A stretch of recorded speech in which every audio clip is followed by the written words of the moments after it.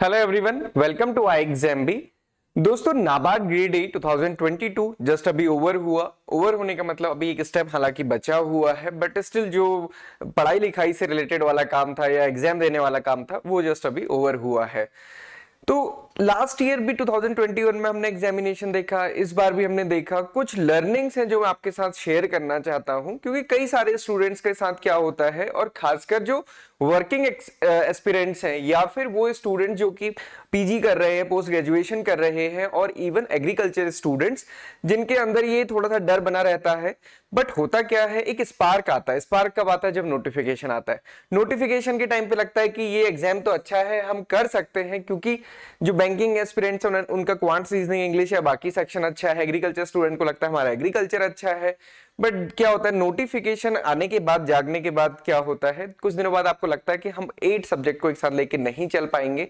और इसी वजह से अगर आप देखेंगे ना, जो नंबर ऑफ एप्लीकेंट्स हैं लास्ट ईयर से इस बार डिक्रीज हुए, और डिक्रीज होने के बाद 60,000 बच्चों ने फॉर्म फिल किया एंड लगभग 38,000 बच्चों ने एग्जाम दिया प्रीलिम्स का, और उसमें से फिर 3,000 बच्चे सेलेक्ट हुए हैं। फाइनली 500 सेलेक्ट होंगे इंटरव्यू के, और उसके बाद जो फाइनल ग्रेड ए ऑफिसर्स बनेंगे वो होंगे 160। तो अब इस पूरी साइकिल में आप देखेंगे जो लास्ट में सेलेक्टेड स्टूडेंट्स होते हैं, आप उठा के देख सकते हैं सोशल मीडिया पे सारे हमको इंटरव्यू आज के टाइम पे मिल जाते हैं।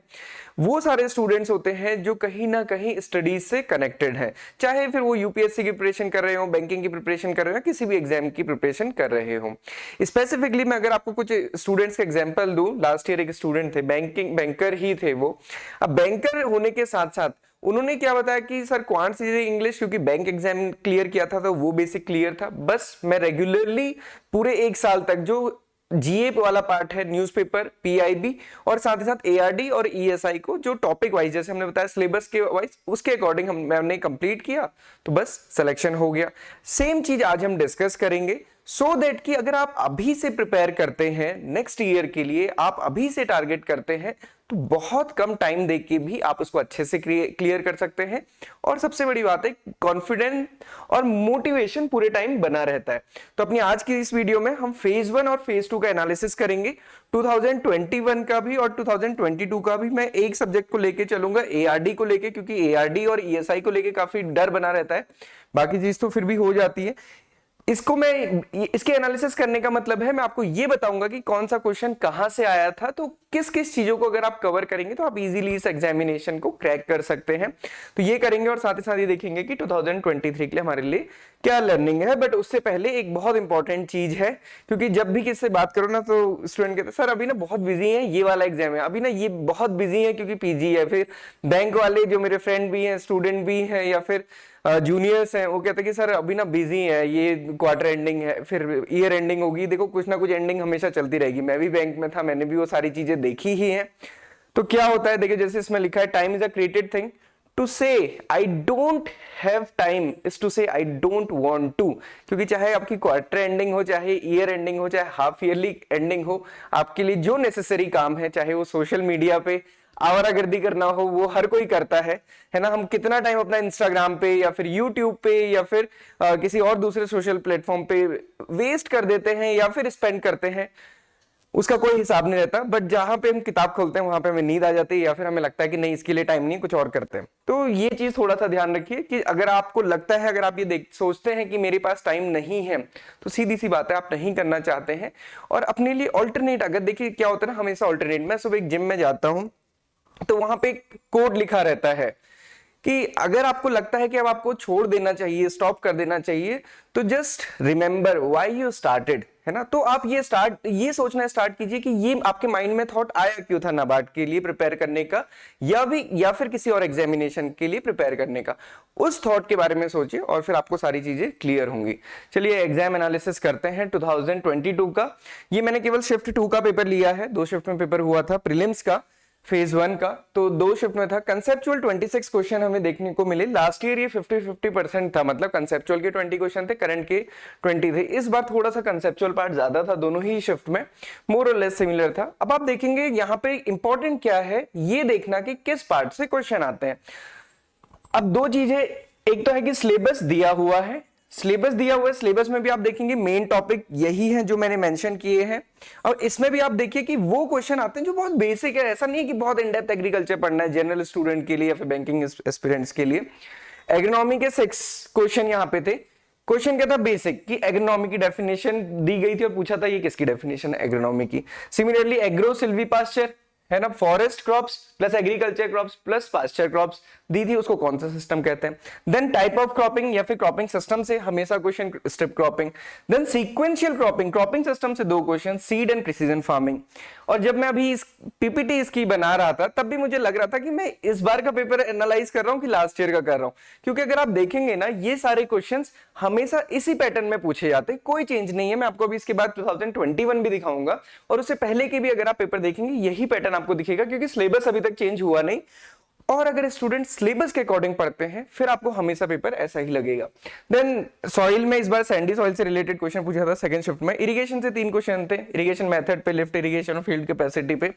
हॉर्टिकल्चर में फिर से देखिए वही कि फ्लोरिकल्चर, वो डेफिनेशन दी थी और पूछा था ये किसकी डेफिनेशन है। Then apple, grape propagation, gummosis, bunchy top and sucker, ये वाले बेसिक क्वेश्चन पूछे गए थे। अब क्या था कि लास्ट ईयर के कंपैरिजन में इस बार ये पेपर टफ था। टफ क्यों था, यहां पे जो हॉर्टिकल्चर के क्वेश्चन पूछे गए या फिर इरिगेशन के क्वेश्चन पूछे गए और साथ ही साथ कुछ एनिमल हस्बेंड्री क्वेश्चन ये डिफिकल्ट थे।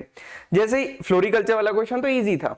अब एप्पल का बोटेनिकल नेम पूछा है और मेंस में आपने देखा स्ट्रॉबेरी का बोटेनिकल नेम पूछा है, तो बोटेनिकल नेम याद करना इज डिफिकल्ट, भले ही वो एप्पल का हो क्यों ना, मैंगो का हो या फिर ह्यूमन का ही क्यों ना हो। बायोलॉजी स्टूडेंट्स के लिए या फिर जो एग्रीकल्चर स्टूडेंट्स हैं उनके लिए ये इजी हो सकता है, बट जो जनरल स्टूडेंट्स हैं उनके लिए पॉसिबल ही नहीं है कि आप बोटेनिकल नेम याद करें। सिमिलरली फर्स्ट शिफ्ट में हमने देखा था फॉरेस्ट ट्री का पूछा था, वहां पे टेक्टोनिया ग्रैंडिस मतलब बोटेनिकल नेम है, वो वहां पे पूछा गया था। अब ये इसलिए डिफिकल्ट है। देन ग्रेप प्रोपगेशन, ये क्वेश्चन ना 2017-18 में भी पूछा गया था, अगर आप देखेंगे आपको दिख जाएगा। देन गमोसिस, अब ये डिजीज है, ये भी difficult. Then bunchy top of banana, ये भी डिफिकल्ट था। सकर वाला क्वेश्चन भी डिफिकल्ट था, ये क्वेश्चंस डिफिकल्ट थे। सिमिलरली फील्ड कैपेसिटी वाला क्वेश्चन भी डिफिकल्ट था और वो क्लियर भी नहीं था। सिमिलरली लिफ्ट इरिगेशन पे। एनिमल हस्बेंड्री में देखेंगे ये वाला क्वेश्चन तो इजी था, बफेलो, इसमें ये पूछा गया था कि मेल या फिर फीमेल काफ को क्या हम बोलते हैं, ये वाला क्वेश्चन अगेन डिफिकल्ट था। Lactation, broiler, criss cross, out crossing, ये क्वेश्चंस डिफिकल्ट थे चाहे इजी थे। अभी क्या होता है ना, जब हम पेपर दे रहे होते हैं उस समय पता चलता है। इस बार अगर आप बच्चों से पूछेंगे या उस टाइम पे पूछा होगा या आपने रिएक्शन देखा होगा तो बहुत डिफिकल्ट था, बट जब 1 साल बाद उसको डिस्कस करते हैं या अभी हम डिस्कस करेंगे ना तो आपको लगेगा यार ठीक ही तो है, ये क्वेश्चन तो ईजी है, ठीक है 2-4 क्वेश्चन टफ भी तो है। बट एक चीज मैं आपको और बताता हूँ, अभी बहुत सारे स्टूडेंट ने फेज 2 का एग्जाम दिया। कल और परसों काफी सारे स्टूडेंट से बात हुई थी। इन्हीं स्टूडेंट से जब फेज 1 के बाद बात हुई थी, किसी ने ये नहीं कहा था कि सर पक्का सिलेक्शन हो जाएगा फेज 2 के लिए। हर किसी का यही कहना था कि सर पता नहीं क्या होगा, अभी तो दूसरे एग्जाम को देखते हैं इस बार तो पेपर बिल्कुल बेकार हुआ है। तो हमेशा ये समझिए कि अगर पेपर डिफिकल्ट है ना तो सभी के लिए डिफिकल्ट है, और सिलेक्शन किसी ना किसी का तो होगा। ऐसा तो है नहीं कि 50% मार्क्स लाने हैं कि किसी का भी नहीं होगा। तो ये चीजें थी। सिमिलरली एक्सटेंशन से ये क्वेश्चन थे। अब आप देखेंगे ओवरऑल आपको कंसेप्चुअल क्वेश्चन मिले। इंपॉर्टेंट चीज क्या देखने वाली है, क्वेश्चन मत देखिए, क्वेश्चन तो चलो दिख ही जाएगा, टॉपिक कौन से हैं एंड टॉपिक के साथ साथ वो सिलेबस में कहां से पार्ट पूछा हुआ है। देन डायनामिक पार्ट में हम देखेंगे स्कीम से 7 क्वेश्चन थे, पीएम किसान से, प्रधानमंत्री मत्स्य संपदा योजना से मेंस में भी क्वेश्चन पूछा गया, केवीके ट्राइसेम से, प्रधानमंत्री आवास योजना ग्रामीण से मेंस में ही पूछा गया, डीएनआरएलएम डिस्क्रिप्टिव भी पूछा गया, ग्रामीण सड़क योजना है ना ये क्वेश्चन। देन डेटा एमएसपी से 2 क्वेश्चन पूछे गए, एमएसपी क्या है और एक पर्टिकुलर क्रॉप के लिए एमएसपी पूछा गया। रिपोर्ट्स में एमपीडा के से 2 क्वेश्चन पूछे गए थे। डेटा में आप देखेंगे एग्रीकल्चर जीवीए हर साल पूछा जाता है, इकोनॉमिक सर्वे से फेज 1 में ही पूछा गया, दोनों शिफ्ट में पूछा गया, फेज 2 में पूछा गया, सेम क्वेश्चन पूछा गया, कोई डिफरेंस नहीं था, सब में आंसर 18.8 ही था। यहाँ पे एक और क्वेश्चन था कुछ जीवीए से रिलेटेड, वो एनिमल हस्बेंड्री या किसी और का पूछा था। देन फूड ग्रेन प्रोडक्शन और एमपीडा, ये क्वेश्चन यहाँ पे हमें देखने को मिले हैं। अब अगर आप ये देखेंगे तो ऐसा कुछ भी नहीं है इसमें कि ये नहीं हो पाएगा। सिलेबस अभी आगे थोड़ा सा और डिस्कस करेंगे। फेज 2 में आते हैं। फेज 2 के ऑब्जेक्टिव पार्ट में आप देखेंगे तो एनिमल हस्बेंड्री से 6 क्वेश्चन थे। लास्ट ईयर एनिमल हस्बेंड्री से पूरा एक 15 मार्क्स का कंपलसरी डिस्क्रिप्टिव क्वेश्चन था। तो ऐसा लगता है पेपर देखने के बाद कि जो पेपर सेट करते हैं उसमें कोई ना कोई तो ऐसा है जिसको कि एनिमल हस्बेंड्री से बहुत ज्यादा लगाव है। देन ई नेम, इससे 3 क्वेश्चन थे 2 मार्कर, पीकेवीवाई इसमें 3 मार्कर क्वेश्चन थे, पीएमएवाई 3 मार्कर, नमस्ते स्कीम से 3 क्वेश्चन थे, प्रधानमंत्री आवास योजना से 3 क्वेश्चन थे, इकोनॉमिक सर्वे से 2 क्वेश्चन थे। एक चीज और देखने को मिला था, लास्ट टाइम हमने डिस्कस भी किया था, कल परसों जब एग्जामिनेशन हुआ वहां पे ये मेंशन था कि 10 क्वेश्चन 1 मार्क के हैं और जो कुछ क्वेश्चन 20 क्वेश्चन है वो 2 मार्क्स के हैं।